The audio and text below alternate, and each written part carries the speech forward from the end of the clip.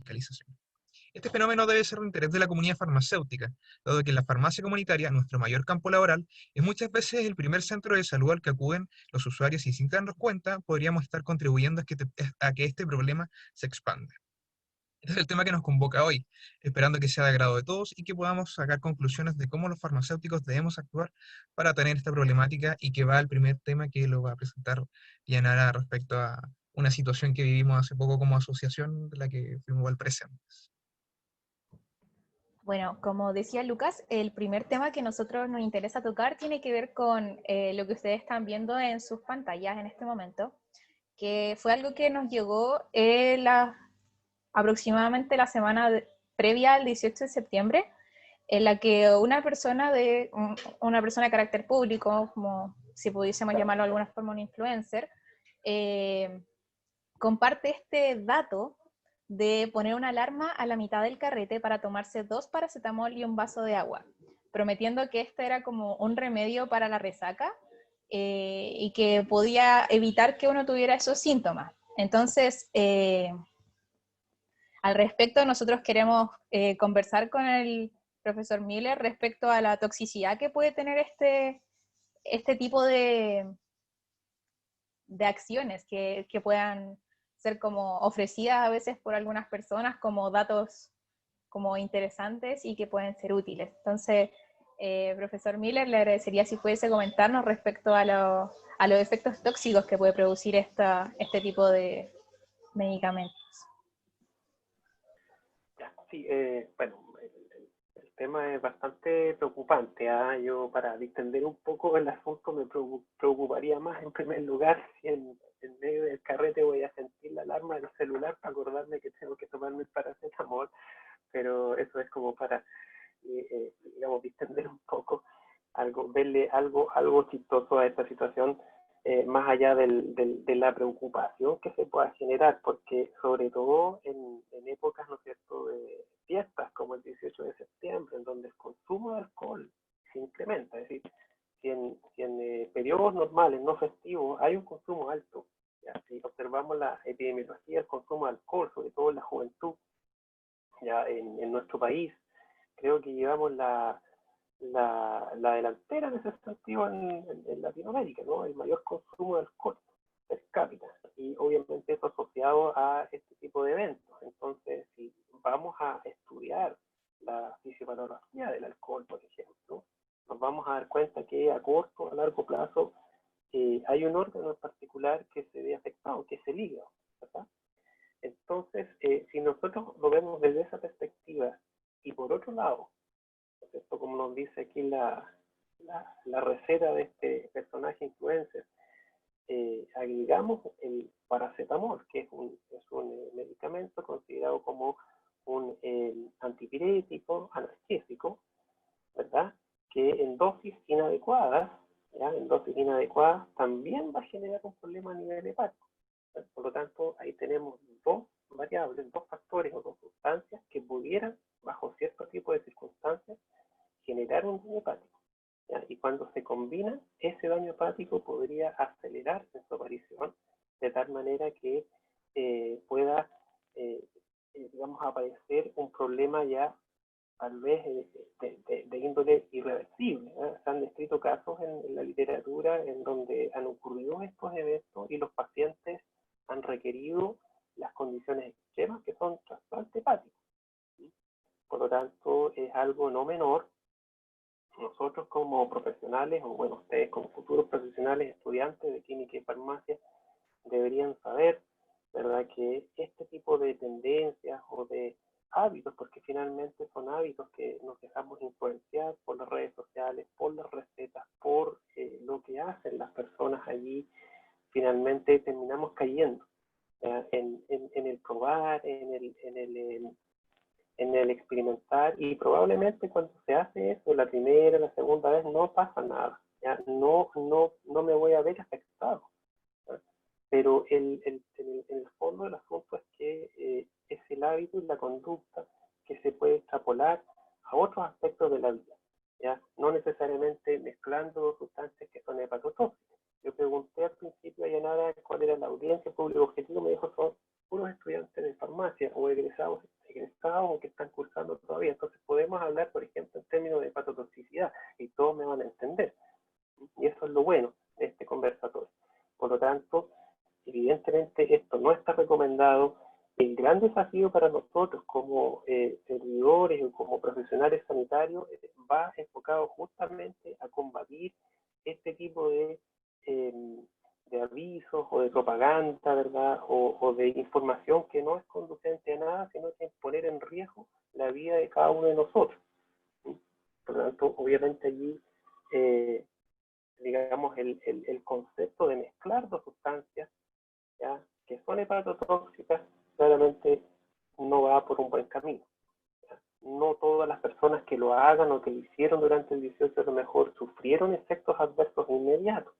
Puede que alguien sí, va a depender mucho de las condiciones de la persona, ¿verdad? La edad, el estado nutricional, si es que hay alguna patología previa, probablemente no hay patología previa, probablemente son personas sanas, porque si hablamos en términos del carrete, estamos pensando en personas jóvenes, ¿ya? Adultos, jóvenes, adultos. Bueno, muchas gracias, profe, por la respuesta. Entonces, a modo de conclusión de esta primera parte, queda para pensar en verdad respecto a lo importante que es el uso racional de medicamentos y también el tema de las influencias en Internet, que actualmente se encuentran súper en boga. El tema que tiene que ver de repente con tomar información de personas que no son profesionales. Actualmente en diversas áreas, sobre todo de las ciencias de la salud, existen muchas personas dándose como títulos o cosas como de que saben hacer cosas y en verdad no tienen el título profesional. Entonces es parte importante de nuestro ejercicio el poder frenar un poco estas cosas. Al respecto, y como dato importante para que sepan de esta publicación fue bajada muy poco tiempo después de que a nosotros nos llegó. De hecho, muchas de las personas que nos comentaron al respecto y que nos etiquetaron, tanto a nosotros como al Colegio Químico Farmacéutico, era para alertar justamente del riesgo de hepatotoxicidad que puede producir esto, que si bien en personas sanas, como decía el profesor, no es algo que se vaya a notar de un día al otro, es importante que no normalicemos este tipo de actitudes. Entonces, con esto cerramos el primer tema y damos paso al siguiente tema que va a tomar Lucas. No, doctor Claudio.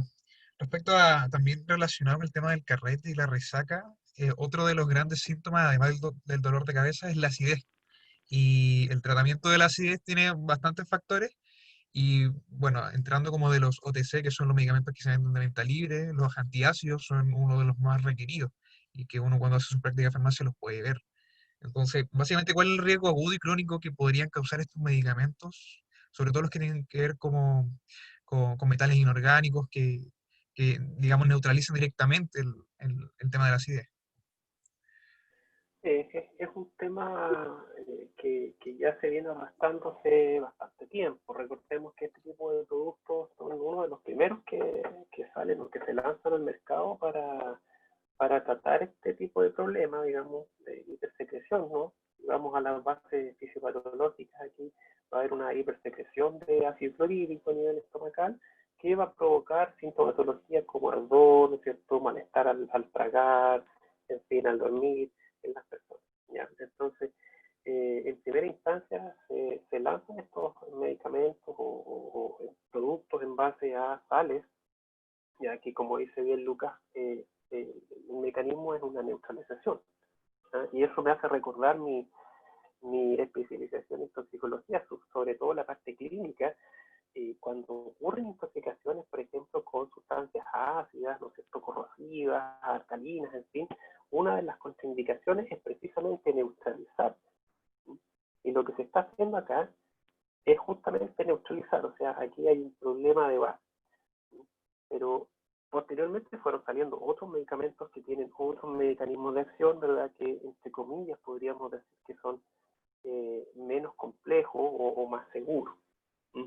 Ahora sí, nos recordamos cuáles son los los compuestos que se utilizan generalmente son o hidróxido de aluminio, ¿no es cierto? Hidróxido de magnesio, en fin. Entonces, por un lado, fíjense usted que el magnesio tiene como ion, nuestra conmutación tiene un efecto, en este caso, si no es catártico, va a generar el aceleramiento, ¿no?, del paso de, en este caso, la materia fecal. Por lo tanto, uno de los efectos agudos y también crónicos que se describen con el consumo de estos antiácidos es diarrea, por ejemplo. ¿Ya? Por el contrario, si hablamos de sales de aluminio, el aluminio tiene un efecto contrario, que es la constipación. Por lo tanto, también en condiciones agudas o crónicas, básicamente, podría generarse esa complicación en pacientes. Por otro lado, el aporte, ¿no es cierto?, de este tipo de cationes al organismo, finalmente, porque parte de ellos, la vía de exposición es laboral en este caso, parte de ellos se absorben. Pensando en un consumo crónico, ¿verdad?, podemos alterar finalmente las concentraciones plasmáticas de estos iones que ustedes bien saben tienen que ser concentraciones, en este caso, para alcanzar la homeostasis. Son equilibrios bastante bien regulados y cualquier modificación que se pueda hacer, contribución externa en este caso, puede generar alteraciones, ¿no es cierto? Y eso complicaciones como, por ejemplo, algún tipo de alcalosis sistémica, sobre todo si hay presencia de bicarbonato. Recordemos que el bicarbonato también tiene un efecto tamponante, es decir, de ajustar pH. Otro riesgo también, como lo decía, es la hipercalcemia. Hay unos que son en base a calcio, hipernatremia, hipermagnesemia, ¿ya? Y eso a la larga también no tan solo generar la constipación o los cuadros diarreicos, sino que a la vez puede también generar alteraciones cardíacas, porque son iones esenciales, ¿verdad?, en el funcionamiento correcto del miocardio. Por lo tanto, se han descrito casos en la literatura en donde han habido alteraciones, incluso a nivel cardíaco, que han provocado complicaciones graves en los pacientes, y en algunos casos lo peor que puede pasar es que ocurra el deceso de una persona, ¿ya? Pero eso es un caso extremo. Luego tenemos ya los otros inhibidores de la bomba de protones, como el omeprazol y sus parientes, sus primos, ¿no es cierto? Pero previo a eso también estaban los inhibidores digamos, los bloqueadores de los receptores, ¿no es cierto?, de vitamina, los H2, que también tienen sus complicaciones, ¿ya? Pero fundamentalmente, y haciendo alusión a la pregunta primera, hay un factor en común, que es el hábito que tenemos nosotros muchas veces de saber de antemano que un alimento nos va a hacer mal, que un alimento nos va a producir acidez, por ejemplo, o cierto tipo de actividades. Entonces vamos y consumimos estos medicamentos sin tener un diagnóstico adecuado. Por eso que es muy importante, es fundamental contar con la opinión médica, ¿verdad?, para poder tener un diagnóstico. ¿Ya? Eso para transmitirlo, para nosotros saberlo como profesionales, como futuros profesionales, y posteriormente poder transmitirlo a la población en general. ¿Ya? Pero es difícil contrarrestar toda esta sensación en donde una persona común y corriente sabe de antemano que puede asistir a una farmacia y conseguir estos medicamentos. Ya algunos son de venta directa, ¿verdad? Entonces es muy fácil conseguirlo. O si no, por ahí me busco uno u otro mecanismo, aunque sea con una receta, me la consigo, voy y consumo estos medicamentos que no han sido prescritos por un médico, no hay un diagnóstico médico también de por medio, entonces no sé cuál es el problema. ¿Ya? Aquí lo primero que hay que hacer es, como digo, educar a la población en ese sentido, en donde debe existir un diagnóstico y sobre esa base empezar a aplicar los tratamientos, sean farmacológicos o no farmacológicos, dependiendo de las estrategias. Pero el factor común, como digo, es eso, de la conducta, del hábito, en donde, como bien dice el título de este conversatorio, es la medicalización. Pareciera ser que para cada problema que yo tengo, debo consumir un comprimido, una cápsula, lo que sea, y aparentemente se va a solucionar el problema, o por lo menos me lo va, en el corto plazo, me va a aliviar esa situación adversa y me va a permitir hacer cosas que yo necesito hacer, ¿verdad?, en mi vida cotidiana. Claro, eso es como a lo que nos convoca el tema de qué tanto requerimos o qué tanto no aguantamos esto, o qué tan dispuestos estamos también a echarnos cosas al cuerpo y después decir, pero hay un medicamento para ello, y depender tanto de los fármacos. Siento que hay cosas que pueden estar pasando, tanto a corto plazo como a largo plazo, que nos pueden estar causando algún problema. También tengo entendido de que como esto, sobre todo los antiácidos y los inorgánicos, como es una reacción de neutralización, también hay liberación de energía, y esto igual podría afectar, digamos, a la anatomía del estómago. No sé si nos puede confirmar esa información o dar un poquito más de detalles, profe. Sí, es efectivo. Cuando voy a citar nuevamente las clases de toxicología clínica, especialmente de exposiciones a agentes cáusticos y corrosivos, está contraindicada la neutralización porque precisamente ya eh, lo que ocurre allí al entrar en contacto el antiácido con el ácido clorhídrico del estómago, si bien es cierto, se forma una sal y agua, pero eso libera energía, es decir, la reacción que ocurre allí es de tipo exotérmico. ¿Ya? Y entonces, si esta maniobra, la persona, la maniobra, me refiero a consumir crónicamente, ¿no? O al repetir la dosis de este antiácido todos los fines de semana o 2 veces a la semana, en fin, lo que sea, o todos los días, no sé, pueden haber muchos casos distintos, esa liberación de energía finalmente va a provocar un daño secundario ya a el efecto irritante de la hipersecreción de ácido clorhídrico.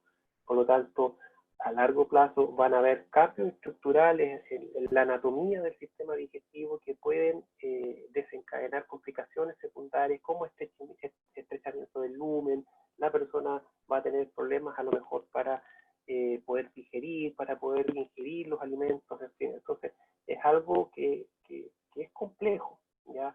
Que probablemente para una persona joven entre 20 a 40 años no lo va a pensar de esa forma, pero se podría llegar fácilmente a ese escenario si lamentablemente se toman estas conductas inapropiadas. Claro, finalmente son las conductas inapropiadas las que de alguna manera, por ser jóvenes también, nos hacen sentir invencibles, y al ver que hay soluciones recurrimos a estos tipos de fármacos sin ver las precauciones, sin ver el daño crónico, y cómo son fáciles de conseguir, sobre todo los de metales y de inorgánicos, que, que básicamente voy a la farmacia, tengo un poco de acidez, lo pido y me lo venden sin hacerme ninguna pregunta, sin ni siquiera preguntarme qué está pasando, si es que es crónico, si es que es repetitivo, y en el fondo el mensaje para todos es que podamos ponerle un poquito más de atención a las personas que estamos atendiendo, porque probablemente hay un problema de base detrás, o haya conductas que podríamos estar enseñándole nosotros como profesionales de la salud para evitar estos problemas futuros que el doctor Claudio nos está comentando acá. Y así es como cerramos este tema del tratamiento de la acidez. Para el siguiente, Yanara, te cedo el podio. Bueno, otro de los temas importantes que encontramos respecto a la medicalización de la vida tiene que ver con una premisa que en general la población asume como súper correcta, que es el tema de la prevención. Y en general van a haber eventos en los que se va a promover mucho la prevención de ciertas patologías, como en el caso del COVID-19. Hace muy poco tiempo eh, se empezó a hablar, por ejemplo, del uso de hidroxicloroquina dentro del tratamiento de pacientes con COVID-19. Eso causó incluso problemas de desabastecimiento acá en Chile de este medicamento, que es usado principalmente en el tratamiento de artritis reumatoide y lupus. Y la mayoría de las personas que estaba comprando este medicamento lo hacía por un tema preventivo, de no querer contagiarse y creyendo que el uso de hidroxicloroquina previo a encontrarse con el virus iba a ser útil para prevenir las enfermedades. Entonces, queremos hablar de partida sobre los riesgos que puede producir el uso de hidroxicloroquina y también de este fenómeno de cómo incluso a veces los medios de comunicación nos venden la prevención como una solución a algunos problemas que puedan haber acá. Bueno, acá ya claramente saltamos al tema de la pandemia, que ha provocado varias cosas. Ya hemos visto tanto lo mejor que puede tener cada uno como lo peor que puede tener cada uno. ¿no? El estar encerrado, el que nos hayan de alguna manera limitado nuestro desplazamiento, es complicado. Eso ya va generando cambios emocionales y por supuesto también va repercutiendo en la salud física de nosotros, ¿no? A mí particularmente me ha tocado, tengo la sensación de que tengo más cosas que hacer, digamos, en el aspecto laboral, pero en menos tiempo, porque el hecho de estar trabajando en la casa, ¿verdad? No es lo mismo que estar en la oficina, sobre todo si hay familia. Entonces, todo eso finalmente va generando un cambio y una actitud que me pudiera llevar a, por ejemplo, caer en este juego del, oye, ¿y qué pasa si consumo esto para protegerme, como dice Yanara, para prevenir, ¿no es cierto?, la aparición? Porque el virus no lo vemos, no lo olfateamos, no sabemos dónde está, puede que esté aquí, puede que no esté allá, en fin, hasta que me contagie, ¿sí? Entonces, ¿qué es lo que está pasando finalmente? Y esto es extrapolable a, nuevamente, ese factor de mal hábito, mala conducta. No sé si a ustedes les ha pasado, pero en algunos casos yo siempre he visto que hay personas, población común y corriente, ¿no? que no tienen conocimiento acerca de salud ni medicamentos y dicen la siguiente frase, o sea, me está picando un poco la garganta, ¿ah? Me voy a tomar un par de comprimidos de amoxicilina, ¿ah? Y con eso creen que se va a pasar el problema. Entonces es esa misma actitud, ¿no es cierto?, lo que se aplica en este caso, pero en un efecto de pandemia, en donde hay mucho temor de contagiarme, un virus, perdón, con alta tasa de mortalidad bajo ciertas condiciones, ¿verdad? El hecho de que se muestren las noticias que los pacientes finalmente terminan conectados a ventiladores mecánicos, que hay escasez de cama, que hay escasez de ventiladores. Todo eso va llevando hasta paranoia, como dice el titular ahí, a yo protegerme y tratar de adquirir este medicamento que supuestamente, ¿no es cierto?, va a evitar o evitaría que me contagiara. Y los estudios estaban asociados al probable tratamiento de la neumonía asociada al coronavirus, pero yo tenía que contagiarme primero para desarrollar esa neumonía, no antes, ¿no? Entonces, dentro de los efectos que se describen, y yo lo estoy buscando, y ustedes me van a permitir leer los apuntes acá porque no me acuerdo de todo, ¿ya? Pero lo más complicado, fíjense ustedes, son alteraciones a nivel cardiovascular, ¿ya? Eso es complicado. Por ejemplo, prolongación de los intervalos QT, taquicardia ventriculares, incluso la muerte de algunos pacientes en sobredosis de cloroquina, ¿ya? En la exposición más bien crónica aparecen ya síntomas a nivel de sistema nervioso central, vértigo, debilitamiento, ¿no es cierto?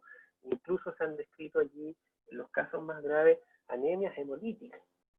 Algo pasa allí que algunos pacientes desarrollaron ese tipo de fenómenos. Por lo tanto, es complejo, ¿ya? No es algo sencillo de solucionar, porque esta paranoia ha estado siempre. Lo que pasa es que ahora se agudizó con el tema del coronavirus. Entonces, ese nuevamente es el desafío, cómo hacer entender a la gente. Y nosotros tenemos que partir por eso, porque nosotros, como digo, a veces también caemos en la paranoia, y eso no lo podemos negar. Ya a lo mejor para rendir más en un examen, en una prueba, ¿no es cierto?, pruebo cierta receta o consumo un medicamento que me va a mantener despierto más tiempo. Todos hemos caído en esa cuestión.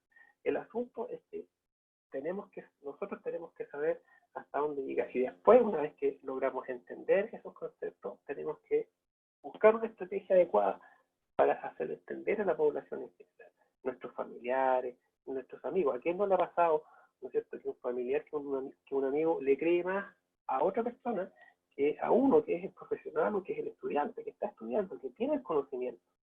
Siempre pasa eso, ¿ya? Le creen más a la vecina, porque a la vecina le funcionó el tratamiento, a mí también me va a servir. Entonces, eso es lo que hay que hacer entender, ¿ya? Y por otro lado, el factor red social. Le creen más a la cadena de WhatsApp o a lo que está en el Instagram, qué sé yo. Entonces, las redes sociales cumplen un rol muy bueno, ¿verdad? Pero también cumplen un rol muy malo. Entonces, ¿cómo nosotros podemos diferenciar? Si a nosotros nos cuesta diferenciar la información fidedigna de los fake news, por ejemplo, imagínense a una persona que es común y corriente, que no sabe acerca de esta hidroxicloroquina. Tuvo mala suerte y vio una noticia en sus redes sociales que decía que pareciera que les ayuda. a prevenir. Fue y lo compró y empezó a consumir. Entonces, es complicado, ¿ya? Es complicado. De hecho, estamos trabajando con nuestros alumnos acá en la Concepción en desarrollar estrategias comunicacionales para llegar a la población, para aprovechar estas mismas redes sociales para llegar y entregar mensajes con infografías, con videos, en fin, ¿ya? Entonces, es un desafío permanente. Siempre está allí latente. En cualquier momento puede pasar algo. Entonces, lo importante es que nosotros sepamos responder bien, entregar el mensaje correctamente, ¿ya? Al respecto, igual es súper importante, y aprovechando que el día de hoy tenemos una súper buena convocatoria, hablar de que una de las funciones principales que nosotros como ANEQIF pretendemos cumplir es lo que mencionaba el profe, de hacer llegar la información a la población de una forma que sea entendible. Parte importante de nuestra labor como futuros profesionales de la salud es eso, porque las personas no tienen por qué saber todo lo que nosotros sabemos. Ellos no están estudiando lo mismo que estamos estudiando nosotros, y por lo mismo a veces el conocimiento que tienen es mucho más restringido que el que podemos tener nosotros. Y parte importante de nuestra labor como profesionales es poder hacer llegarle a ellos la información de manera correcta, óptima y sencilla, para que ellos la entiendan. Esa es una de las labores que nosotros como ANEQIF pretendemos cumplir, y por eso es importante que cuando nosotros podemos compartir esta como información, lo hagamos. Dentro de los concursos que hemos tenido esta semana, tuvimos esta plantilla que de Yo Nunca Nunca, que no sé si algunos tuvieron la oportunidad de participarlo, pero a mí me tocó revisarlas, y muchos de las personas marcaban, por ejemplo, que les había tocado explicarle a una persona que el omeprazol no recubría el estómago. Entonces, eso es parte súper importante de nuestra labor, y a la que nosotros les invitamos a que sean súper partícipes. Nosotros como asociación actualmente nos encontramos trabajando en varios proyectos que tienen que ver con esta entrega de información, y es importante que recibamos el apoyo de todos los estudiantes. En este momento tenemos presencia de estudiantes de muchas de las universidades que imparten la carrera actualmente en el país, y el hacer llegar la información a todos ustedes es la base de nuestra asociación. Entonces, eso es algo como importante.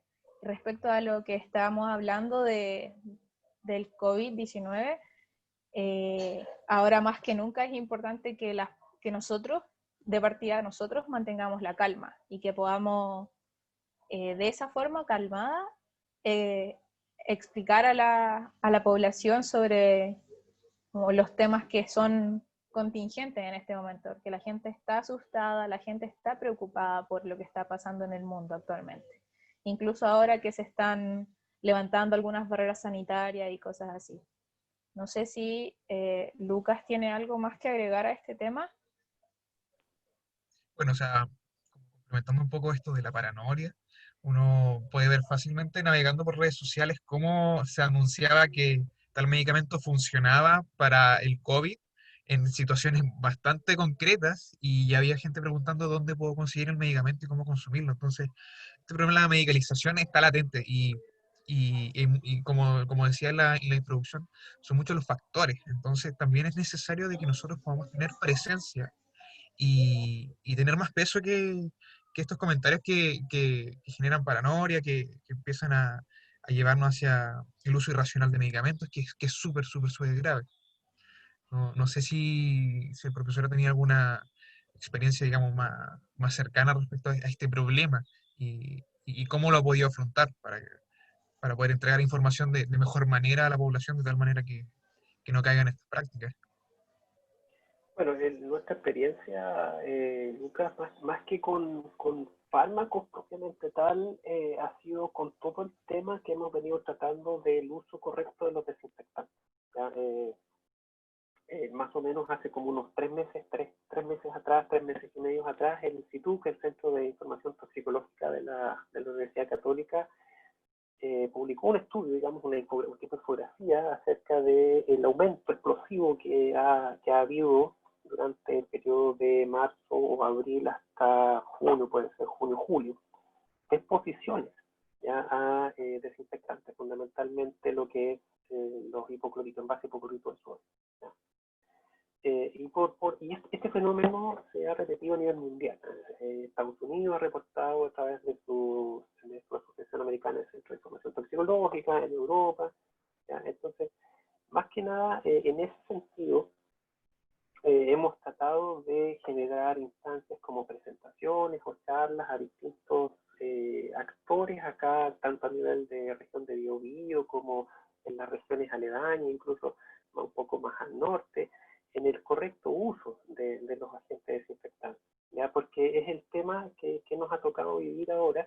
Hay mucho desconocimiento, ¿ya? Y de igual manera el tema de los medicamentos.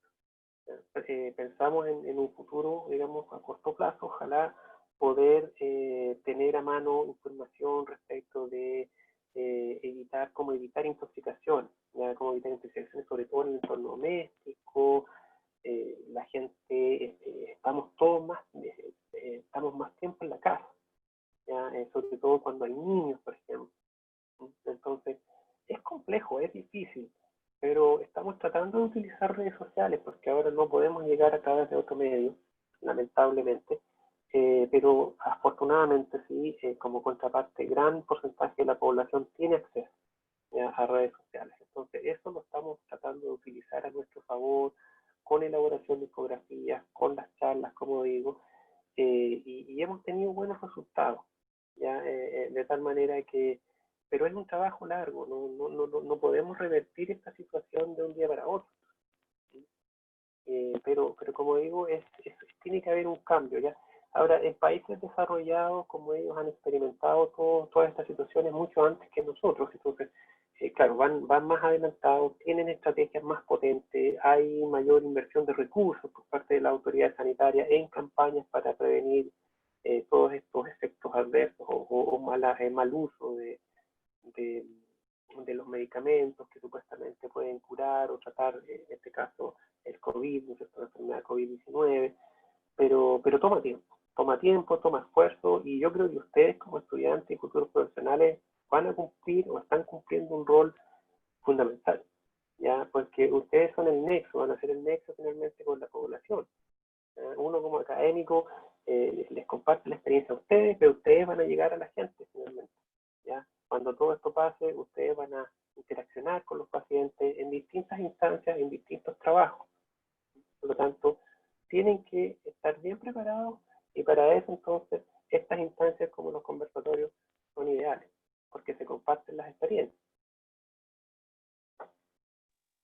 Profesor, y respecto a un poquito ya cerrando el tema del COVID, hace poco, bueno, hace ya unos meses atrás, pero salió el presidente de Estados Unidos diciendo por qué no nos inyectamos detergente en la sangre para combatir el virus si es que, digamos, los detergentes mataban el virus. Y bueno, ante esto, y no solamente por el COVID, sino que anteriormente también había estado en boga esto de esta solución milagrosa que era parte de dióxido de cloro. No sé si nos podría dar un poco más de información respecto a eso y cómo nosotros como estudiantes podemos bajar la información a la población de cómo este producto puede ser tan dañino. Que para nosotros es bastante obvio, pero de repente transmitir ese mensaje cuesta un poco. Claro, lo que pasa es que ahí nuevamente caemos en el problema en donde tú no puedes competir con un, entre comillas, influencer, ¿no? Que es el presidente de Estados Unidos. O sea, si el presidente de Estados Unidos dice eso, inmediatamente se activaron las alarmas ya con los gringos diciendo ¿no sé, las instituciones sanitarias, oye, este personaje, ¿verdad?, no sabe lo que dice, qué sé yo, o que se había malinterpretado lo que había dicho, pero en el fondo basta con que una persona entienda mal el mensaje, que va y se inyecta cloro, ¿no es cierto?, porque eso es lo que tienen allá más, la marca más común de ellos. Entonces, es difícil competir contra eso, ¿ya? Por la imagen que representa, por el número de seguidores. Entonces,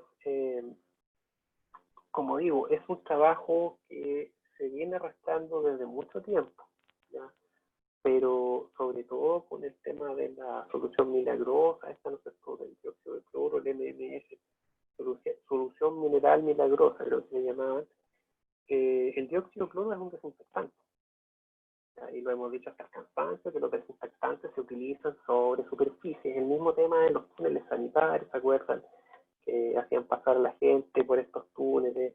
Después salió una resolución de la Subsecretaría de Salud Pública donde se prohibían, ¿no?, el rociar este contenido desinfectante directamente sobre las personas. Entonces los genios ahí dicen, pero que, ¿sabes qué? Vamos a aplicar de la cintura para abajo esto. Es decir, que entonces siempre le encuentran una vuelta a la cuestión para finalmente utilizarlo, ¿ya? Pero no tiene sentido, ¿ya? No tiene sentido sanitizar las calles, por ejemplo, ¿ya? No hay estudios porque es inefectivo, ¿ya? Las sanitizaciones se hacen en ambientes cerrados, locaciones cerradas, donde hay un área específica, ¿ya? Pero no en la calle, no en grandes avenidas, en donde además de ser proceso inefectivo, estás contribuyendo a deteriorar el ecosistema, ¿eh? Porque así como estas sustancias son irritantes para nosotros, para los seres humanos, también lo son para las especies vegetales o para la fauna. Por lo tanto, ahí hay muchos problemas que se están asociando a eso, ¿ya?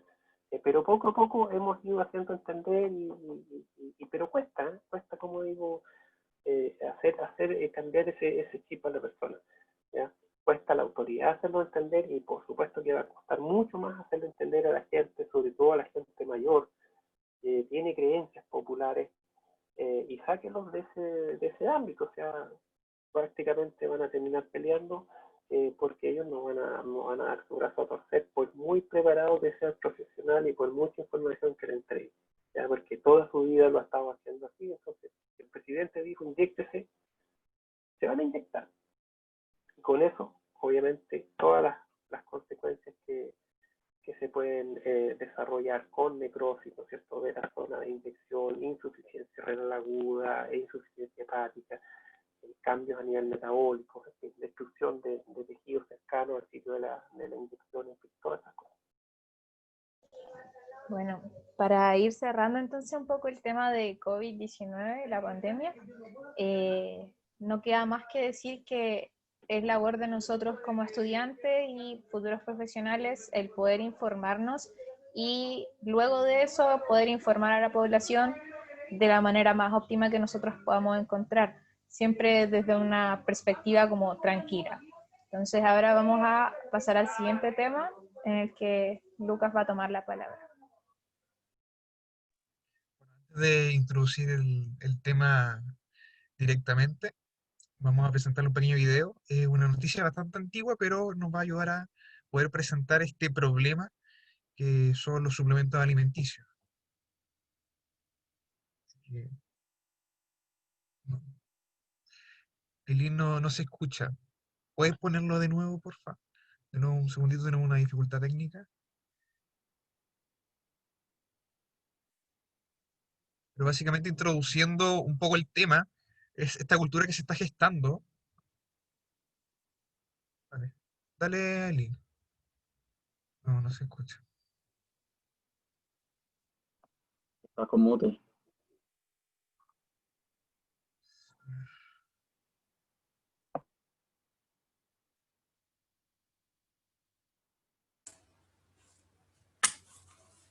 Bueno, y hay alerta en España y en otros países de la Unión Europea porque los productos para adelgazar Herbalife podrían provocar serias dolencias hepáticas. Este suplemento alimenticio se comercializa en 60 países del mundo, entre ellos Chile. 9 casos de toxicidad hepática y su posible relación con la ingesta de Herbalife se registraron en España en los últimos 4 años. Esto según un estudio que hoy emitió el Ministerio de Sanidad y Consumo del gobierno de ese país, que puso en alerta a los más de 60 países que comercializan este suplemento alimenticio. Bueno, con este video vamos a presentar el siguiente tema, que son los suplementos alimentarios. Primero que todo, ¿qué opina usted de esta situación, profe, y de cómo se está gestando esta cultura de que no me falte nada, por lo tanto me suplemento de todo? Sí, bueno, yo creo que que el más apropiado para hablar de este tema eres tú, ¿no? Con tu trabajo de investigación, ¿por qué no decirlo aquí frente a la audiencia? Lucas está haciendo un brillante trabajo acerca de los aspectos regulatorios de productos sanitarios, dentro de esos los suplementos alimentarios, como aprendimos que el término correcto es alimentario, no alimenticio, ¿verdad? Bueno, aquí lo primero que hemos aprendido con tu trabajo es que existe una tremenda brecha, no hay una regulación. No puedo decir no hay regulación efectiva, no hay regulación simplemente de estos productos que ingresan al país. ¿Ya? Por ahí conversando con colegas de otras nacionalidades, me contaban que, o ellos piensan, ¿no?, que acá se vende cualquier cosa como un suplemento alimentario y que esas cualquier cosa pueden curar o prevenir cualquier cosa, cualquier patología. ¿Ya? Ese es como el, digamos, el eslogan, ¿no? Estuve revisando ahí también algún material y le atribuyen propiedades milagrosas, ¿verdad? Si bien es cierto, la composición de estos productos, incluso eso está poco claro a veces, ¿eh? Se hace alusión a la presencia de cierto tipo de vitaminas, tanto hidrosolubles como liposolubles, oligoelementos, ¿no? Minerales, en fin, presencia también de algún tipo de compuesto natural, ya de origen vegetal, extractos, qué sé yo, de aloe u otro tipo de... Entonces, no se sabe bien, por lo que estuve buscando, no se sabe bien cuáles podrían ser los potenciales compuestos que causan esta alteración a nivel hepático. Ya el tema es que podría ser, por ejemplo, la fisiopatología puede ser comparable con lo que ocurre con el paracetamol, en donde hay un daño directo por sobresaturación de vías metabólicas o de biotransformación, se generan metabolitos que son hepatotóxicos finalmente. ¿Ya? Por lo tanto, ¿qué uno recomienda? ¿O qué es lo que hago yo? Porque no sé cómo ustedes ven esto, pero por lo menos yo lo veo desde el punto de vista en que este tipo de suplementos, el consumo debe ser justificado. Ya cuando hay una carencia, por ejemplo, de vitaminas o de minerales, y eso quiere decir que esa persona no se está alimentando bien, su estado nutricional es deficiente, por algo hay un déficit, ¿no es cierto? O porque a lo mejor hay una patología asociada y que no ha sido diagnosticada, de tal manera que no debería esa persona llegar y recurrir a algún centro que digamos, para adquirir este tipo de productos, ¿ya? Porque, como decía al principio, no hay regulación, no sabemos realmente si lo que dice la etiqueta es lo que contiene, puede que contenga sustancias que no están declaradas, porque simplemente hasta el momento no hay una regulación estricta en ese sentido. Estados Unidos y países en Europa están mucho más avanzados en ese sentido, pero también en algún momento pasaron por lo que estamos viviendo nosotros, en donde no tenían una regulación. Y aparecieron este tipo de problemas asociados no tan solo a nivel hepático, sino que otros problemas con por ejemplo, el sobreconsumo de vitaminas. ¿Ya? La gente en general considera que mientras más vitaminas yo consuma, mucho mejor. Y no es así. Recordando las clases de toxicología, ustedes saben que los que la han cursado, los que no la han cursado, ojalá que pasen este tipo de conceptos, pero los oligoelementos funcionan dentro de nuestro organismo dentro de ciertas concentraciones fisiológicas. ¿Ya? Si hay una carencia de ellos, tengo un problema de salud. Si hay un exceso de ellos, también tengo un problema. Hay un intervalo óptimo de funcionamiento. Entonces, pudiera ser que el consumo, sobreconsumo de estos productos me esté aportando cantidades exageradas, ¿ya?, de estos oligoelementos, y se me produzca un problema en vez de, ¿cierto?, sentirme mejor, como dice la propaganda o la etiqueta, ¿ya?, del producto, pueden hacer que me sienta peor, ¿no?, o que aparezca alguna dolencia. Por lo tanto, la recomendación es tratar de evitar esto. ¿Ya? Todo tipo de productos, si bien es cierto, puede que estén registrados por el Instituto de Salud Pública, pero lamentablemente hasta el momento no hay estudios, ¿no? Y la regulación no requiere, digamos, presentar documentación acorde a la seguridad. A la seguridad en el sentido de que claramente se sepa lo que contiene, si han habido estudios previos de toxicidad o aparición de efectos adversos o indeseados. Así por otro lado, considerar también que pueden tener presencia de metales, como dice ahí el heavy metal, ¿verdad? Presencia de mercurio, de plomo, dependiendo el origen de la materia prima. Probablemente los controles de calidad no son buenos, digamos, no son los mismos que se aplican para los medicamentos, ¿no? De tal manera que los límites permisibles, si es que los hubiera en algún momento, son mucho más altos. Entonces, probablemente también la presencia de esos metales o contaminantes o adulterantes muchas veces pueden generar un efecto indeseado y que me complica, por supuesto, la salud de las personas. Entonces, como digo, en resumen, tratar de no incentivar el consumo de esto. Por muy simple que sea la formulación, ojo con eso. Tratemos de no caer en esa situación. Complementando lo que decía un poco el profesor y contándole a los que no saben de regulación, como decía el profesor, mi tesis se trata sobre regulación de no solamente estos productos, sino de otros, pero muy enfocada a esta porque es una de las regulaciones más débiles y la que tiene mayor impacto en salud pública, quizá. Los suplementos alimentarios se basan básicamente en una norma que solamente son vitaminas y minerales que se establecen mínimos. O sea, el suplemento tiene que tener un mínimo para ser suplemento y un máximo al que tiene que ser por porción diaria. Entonces, esto, además de que está actualizado, porque son del 2002, hay bastantes problemas, porque incluso, por ejemplo, en farmacia privada uno puede ver que hay incentivos a la venta de estos productos, porque ya como no se pueden hacer incentivos por venta de medicamentos de marcas, se buscaron otras estrategias y este es otro de los productos que entra. Y yo he podido ver en carne propia de cómo se ofrecen en situaciones que probablemente no las requerían. Por lo tanto, es muy importante que en un futuro, nosotros como profesionales y los que ya están acá, que son profesionales y que se dirijan a esta área también, puedan hacer esta educación de que estos productos finalmente tienen un fin terapéutico, tienen un fin beneficioso y por lo tanto tienen que tener el control adecuado y nosotros tenemos que ser los primeros en establecer ese control adecuado. Por lo tanto, es súper necesario tener presente esto, súper necesario que podamos hacer trabajo también de poder regularlos de mejor manera y entender de que pueden ser tan complejos como los de un medicamento. Y con eso básicamente eh, hablamos lo que es suplemento duro. Ahora vamos a complementar un poquito el tema con otro ejemplo que lo va a introducir Yanara.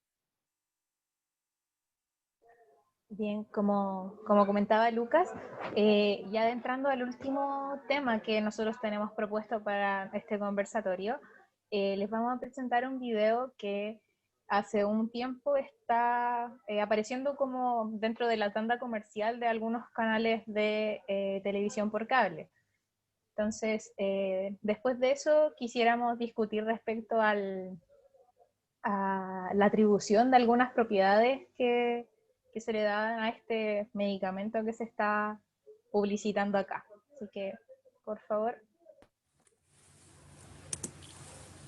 Si usted o algún familiar suyo padece de mala digestión, dolores de cabeza, diabetes, problemas circulatorios, colesterol elevado, mal aliento, gases, cansancio, falta de memoria o de concentración, hinchazón abdominal, diarrea o estreñimiento, dolores articulares y musculares, hongos en las uñas, falta de apetito sexual, enfermedades vaginales, incluso hasta sobrepeso, cuidado, podría tener parásitos, porque la Candida albicans es un parásito que afecta a más de 80 millones de personas en Estados Unidos y es el responsable de un sinnúmero de enfermedades conocidas en nuestro país. Presentamos el nuevo Bacticure. Bien, entonces, profesor, lo que queremos discutir respecto a este comercial tiene que ver con el tema de las atribuciones terapéuticas que se le pueden dar a estos productos que aparentemente son milagrosos, que tienen un montón de propiedades y que hay mucha gente que los consume. Sí.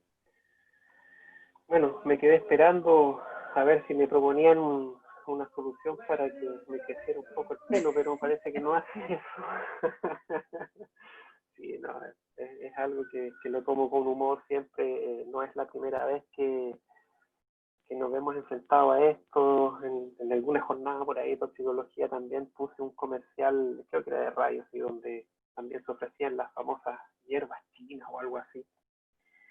El problema es, volvemos al comienzo de la conversación, el problema es que la gente cree, porque está en la televisión, porque lo repiten, no sé, por lo menos unas 4 o 5 veces al día en los comerciales, ¿ya?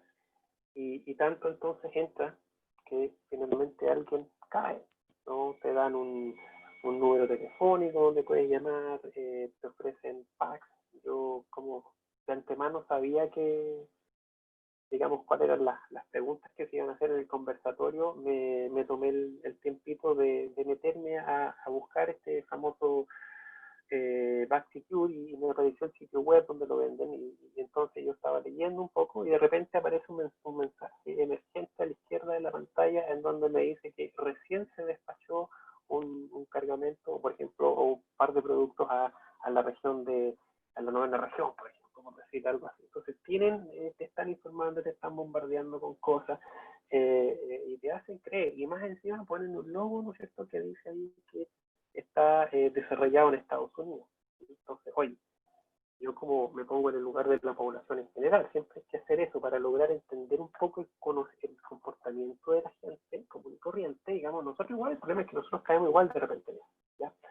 Pero pongámonos en el lugar de la gente común y corriente. ¿Por qué se piensa de esa forma? ¿Por qué se actúa? Porque, por ejemplo, yo veo la bandera de Estados Unidos. Es decir, oiga, si lo desarrollaron los gringos, ¿verdad? En donde supuestamente el país desarrollado y que no hay mayores problemas, ¿sí? Tiene que ser bueno. ¿Ah? Tiene que ser cierto lo que están diciendo ahí, ¿ya?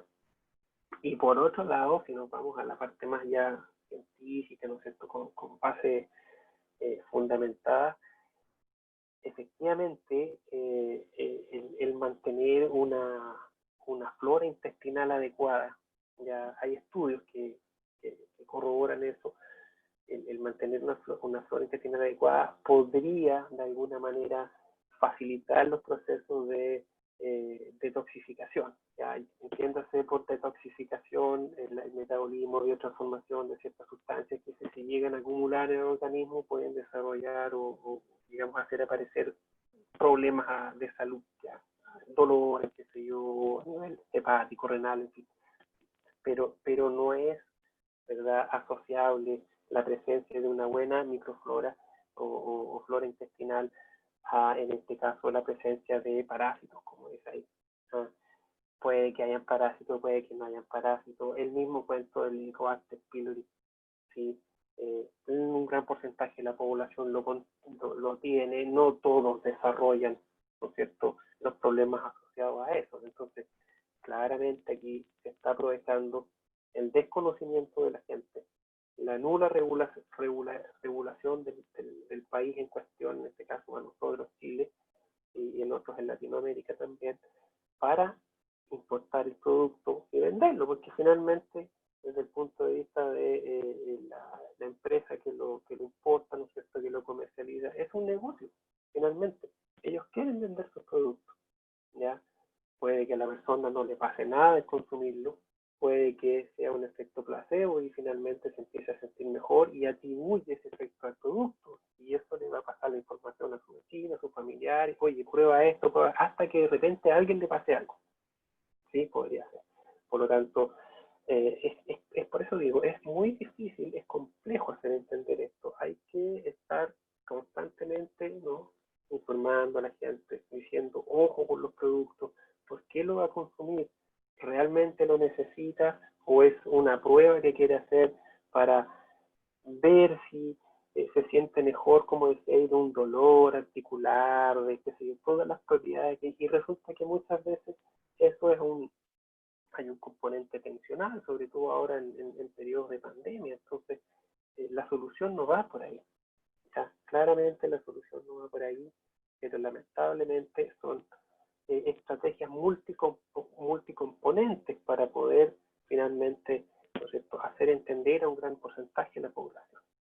Pero es una tarea difícil, hay que saber eso de antemano, como ya lo había mencionado ustedes y el resto de los estudiantes y los profesionales de la salud tienen que jugar o tenemos que jugar un rol fundamental, ¿ya? Pero claramente aquí este es un ejemplo nada más, una muestra de lo que ocurre.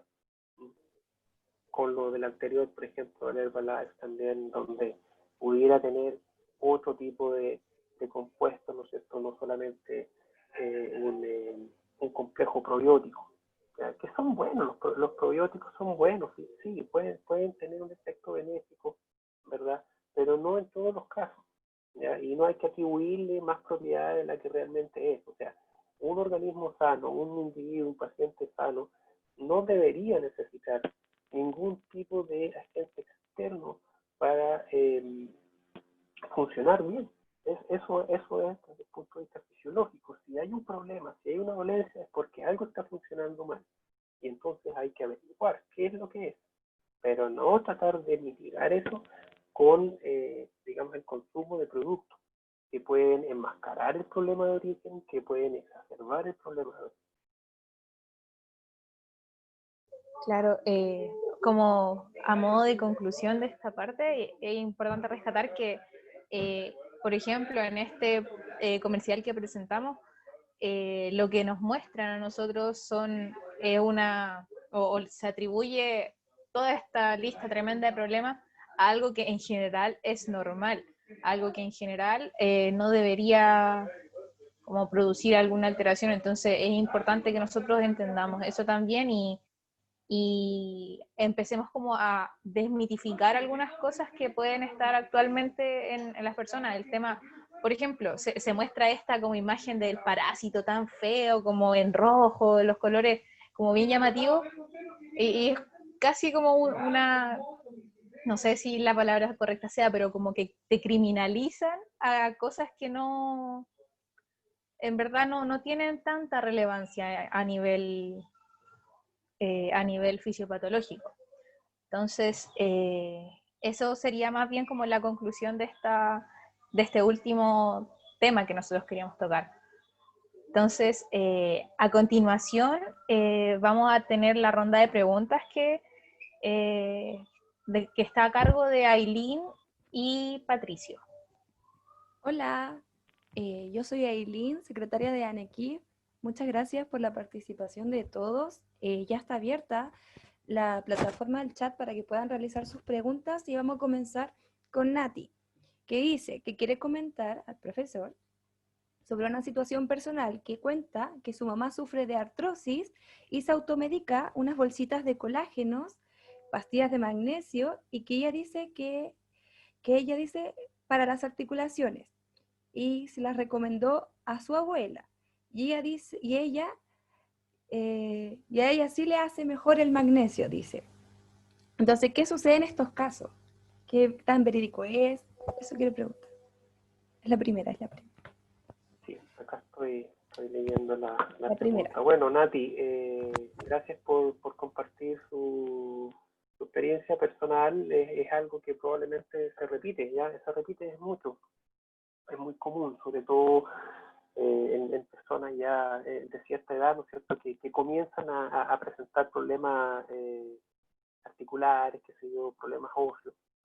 Efectivamente, el magnesio juega un rol importante ya en lo que es digamos, las dolencias a ese nivel. Ahora, en teoría, si las personas, en este caso su mamá o su abuelita, tienen una dieta adecuada, ya, el magnesio que están consumiendo, digamos, a través de los alimentos, debería ser suficiente para continuar con los procesos fisiológicos. Ahora, ¿a qué se puede deber que la abuelita se sienta mejor? ¿Ya? Puede ser un efecto más bien placebo. ¿Ya? Habría que ver si no está consumiendo otro analgésico, porque muchas veces ocurre que, claro, se consume el magnesio, en este caso sales de magnesio, qué sé yo, o comprimido, que entre paréntesis, ojo, son muy amargos. Acuérdense que el magnesio, ¿no es cierto?, se utiliza como un agente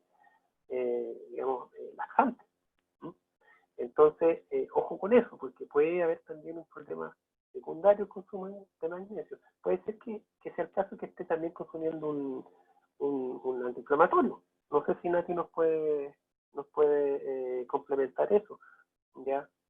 Pero muchas veces ocurre ese fenómeno, ya que se cree que consumir sales de magnesio, calcio, o incluso lo que habla ahí de las bolsitas, no sé, se automedican bolsitas de colágeno. Claro, desconozco cómo se aplican esas, pero no sé si tendrá algún efecto tópico, algo, puede ser, pero hay que ver, hay que estudiar bien, ya probablemente, porque el organismo es muy sabio y el exceso de los minerales finalmente lo termina, si hay buena función renal, acuérdense que el 90% de las sustancias se excretan a nivel del sistema renal, ¿no? A través de los riñones, en la orina. Entonces, cuando el organismo detecta un exceso de magnesio, en condiciones normales lo va a excretar, lo va a eliminar. ¿Ya? Cuando no hay una condición normal, pudiera acumularse y aumentar la concentración de estos cationes y ahí sí podría haber un problema. Pero sería bueno, no sé si Nati está ahí, si nos pudiera comentar si a lo mejor no hay un consumo concomitante también de algún antiinflamatorio o analgésico. Tal vez por ahí podría ayudarnos un poco. ¿Ya? Pero recordar que el magnesio y el resto de los minerales sí está presente en los alimentos, en algunos más, otros menos, por supuesto.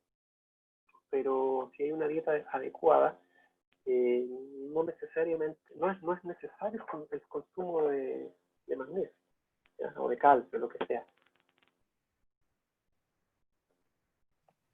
Muchas gracias, profesor, por su respuesta. Bueno, a todos, yo igual me presento, soy Patricio, vicepresidente de ANEQIF, y voy a contarles la siguiente pregunta. En base a la siguiente pregunta, igual nosotros subimos un post de codeína, en la cual igual está bien informado sobre los efectos de esta y las precauciones que se deben tener. La pregunta la hace Francisca Solís y dice: he visto que en grupos de aproximadamente mi edad, 20 años, la codeína se ha puesto muy de moda para su consumo recreacional. Es súper preocupante, sobre todo porque se vende como un opiáceo poco o nada adictivo y prácticamente inofensivo. Me gustaría que el profesor pudiera aclarar qué tan real es esto y qué daños graves puede causar a la salud. ¿Qué es lo que es codeína? Codeína, jarabe de codeína. ¿Tiene una estrellita el jarabe o no? Sí. ¿Cierto? ¿Una estrella de qué color? Roja. Roja. Estamos haciendo un repaso general. Aquí parece que fuera una clase. Esta no es una clase, pero siempre uno tiene me gusta mucho combinar las áreas, ¿no es cierto? Las distintas asignaturas y que han tenido la ciencia básica y todo eso. Cuando hay una estrellita roja significa que es un poco más complejo conseguirse este jarabe, pero se consigue igual, de una u otra forma. ¿Ya? La codeína dentro de los derivados, ¿no es cierto?, o de la familia de los opioides en este caso, está catalogada como menos adictiva que, por ejemplo, si fueran las otras sustancias que le preceden, ¿ya? Llámese el opioide, morfina o incluso heroína como sustancia ilícita. Entonces, ¿qué es lo que pasa? Que ahí, yendo más bien a la farmacología, ¿no? Hay receptores que están distribuidos en nuestro organismo, los mu, los delta, los kappa, ¿se acuerdan de eso? Entonces, algunos de ellos, ¿no?, tienen la capacidad de interactuar con estas sustancias y finalmente crear este efecto adictivo que se desarrolla a largo plazo comparado con otro tipo de opioides. Ya eso hay que tenerlo claro, pero siempre está la posibilidad de desarrollar, sobre todo en la edad, fíjense, alrededor de 20 años. Todavía estamos en una edad en donde no hay una completa madurez de los sistemas, ¿no es cierto?, de los órganos. Por lo tanto, pudiera haber allí una exacerbación en el sentido de desarrollar una adicción, en este caso, a un opioide, ¿ya? ¿Qué es lo que ocurre allí en intoxicaciones? Claro, hay un efecto recreacional, ¿no es cierto?, puede ser de sedación, ojo, porque en un cuadro de intoxicación lo que primero va a afectarse es el sistema respiratorio. Hay una disminución de la frecuencia respiratoria, ¿ya? Va a depender mucho también de la cantidad de jarabe, ¿no es cierto?, que se esté ingiriendo, la frecuencia, si se está combinando con otras cosas. No lo hablamos hoy día, pero en las redes también hay una serie de desafíos o challenges que le llaman, ¿no es cierto? Ahora está muy de moda el famoso Benadryl, que es un antihistamínico con efecto anticolinérgico, entonces también se utiliza mucho para hacer ese tipo de desafíos y claro, puede tener consecuencias incluso fatales para los que deciden jugarlo. Así que es complejo, ¿ya? Es complejo, pero sí hay poder adictivo menor que los otros, por supuesto, pero bajo ciertas circunstancias. En toxicología no hay absolutismo, ya todo va a depender del caso, de la situación, y no a todas las personas le va a pasar lo mismo, pero sí hay un riesgo de generar la adicción finalmente.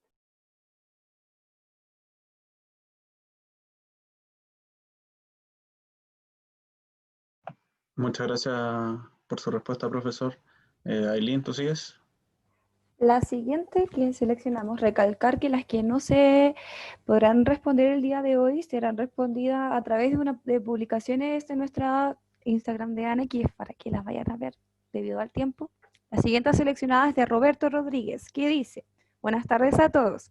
¿Cómo hacer notar de manera efectiva a la autoridad la falta de información del público sobre el uso racional de medicamentos y cómo nosotros podemos hacernos parte de este debate para aportar de forma positiva al público en general? ¿O cómo se podría informar debidamente sobre esto? Roberto Rodríguez. Es interesante, yo también me he preguntado muchas veces cómo hacerle entender a la autoridad. Si ustedes se fijan, no hay campañas potentes para hacer notar, ¿no es cierto?, digamos que el uso racional de medicamentos es una materia importante. Lamentablemente hay otras prioridades, independientemente del gobierno de turno, sistemáticamente se observa que no hay esfuerzos puestos ahí en este tipo de medidas preventivas en ese sentido. Así que algo, digamos, muy práctico sería estimularlos a ustedes a que el día de mañana alcancen, ¿no es cierto?, puestos importantes que pueden tomar decisiones importantes. Por ejemplo, el director del Instituto de Salud Pública es un químico farmacéutico, ¿verdad? Entonces, por acciones como esas, ¿no? Podrían tener un impacto, ¿ya? Porque claramente uno desde la vereda del químico farmacéutico observa la situación de una manera muy distinta como la observa, por ejemplo, un médico, una enfermera, sin desmerecer, pero por supuesto que hay, como digo yo, pastelero de tus pasteles en ese sentido, en donde ¿quién mejor que el profesional clínico farmacéutico para poder participar activamente de esto? El problema es que no se generan las instancias. Hay que patalear a través de ustedes de la ANEQ, posteriormente a través de los colegios, las asociaciones gremiales, en fin, hay varios mecanismos, ¿ya? Y cada granito de arena puede aportar de distintas maneras, ¿ya? Haciendo investigación, creando tesis, en este caso, de pregrado, de posgrado, en fin. Pero son estrategias que involucran varias aristas. Ya no es que solamente ir por un camino, pero lamentablemente las autoridades sí no ponen los esfuerzos que uno desea, ¿no? Para tratar, por ejemplo, el tema del uso racional de los medicamentos, que trae problemas a la salud de las personas, que trae problemas desde el punto de vista también económico, ¿ya? Entonces, por ahí a lo mejor atacar por el bolsillo, ¿no? Hacerle ver a las autoridades cuál es el gasto que incurre en salud por el mal uso de los medicamentos. Por ahí a lo mejor hay unas soluciones, actuar de manera inteligente, estratégica.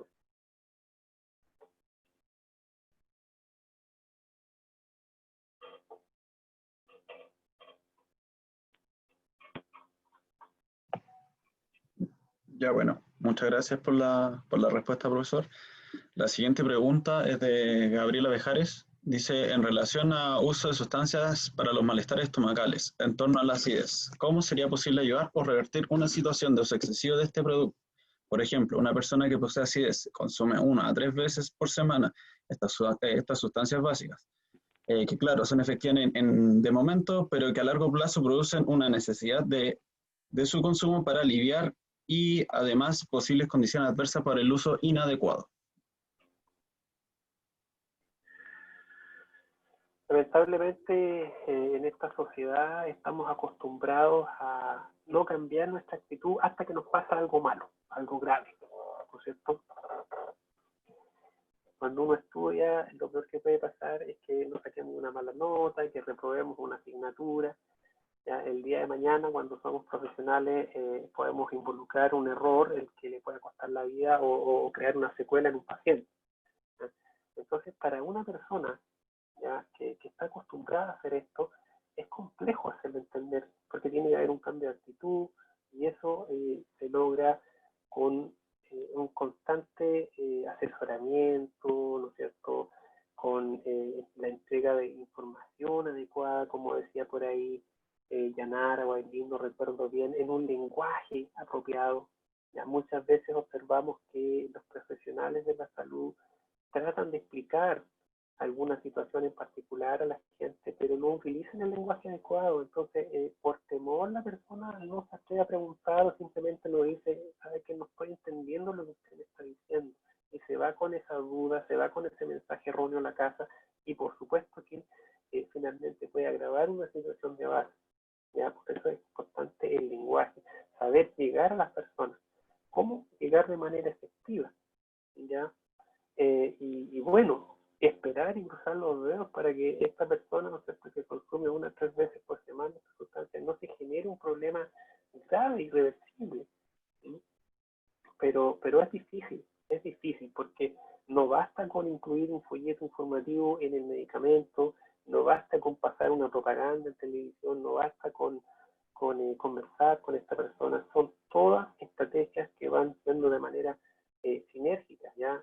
Tenemos que actuar todos juntos para un lado. ¿Ya? Pero eso es difícil también a veces conseguir apoyo en distintas instituciones. Pero es una tarea que hay que hacer. Yo no tengo la receta, no tengo la fórmula.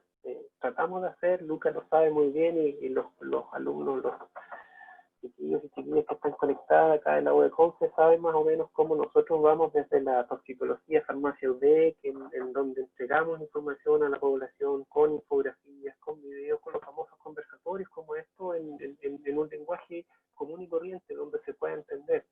¿Ya? Y son pequeños gestos que uno va haciendo, pero no hay una receta.